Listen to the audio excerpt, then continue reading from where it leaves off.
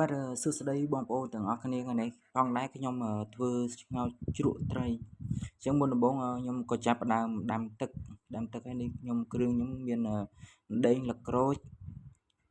ហើយគល់ស្លឹកគ្រៃតមកខ្ញុំក៏ចាប់ផ្ដើមបង់ប៊ីចេងបង់ស្ករនេះត្រីដែលខ្ញុំស្ងោរបងប្អូនមានចំនួន1ក្បាលហើយបន្ទាប់មកទៀតទឹកខ្ញុំក៏ចាប់ផ្ដើមពុះខ្ញុំក៏ចាប់ផ្ដើមបង់ត្រីចូលម្ដងមួយនេះខ្ញុំក៏ចាប់ផ្ដើមបង់វាហើយបងប្អូនហើយនេះរបៀបស្ងោរត្រីខ្ញុំផងដែរបងប្អូនហើយខ្ញុំបង់ត្រីម្ដងមួយក៏ចិត្តអស់ផងដែរបងប្អូនអញ្ចឹងវីដេអូខ្ញុំក៏ធ្វើមានតែប៉ុណ្ណឹងដែរបងប្អូនសម្រាប់ដែលបងប្អូនមើលរបៀបស្ងោរត្រីខ្ញុំចឹងបងប្អូនហើយនេះបន្តិចទៀតដល់ខ្ញុំវាអស់ខ្ញុំក៏ចាប់ផ្ដើមទីទៀតខ្ញុំក៏គ្របឆ្នាំងវា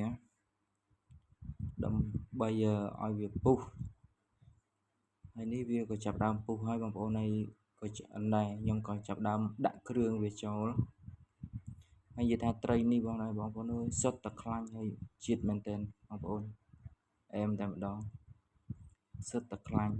ឆ្ងាញ់មែនបងប្អូន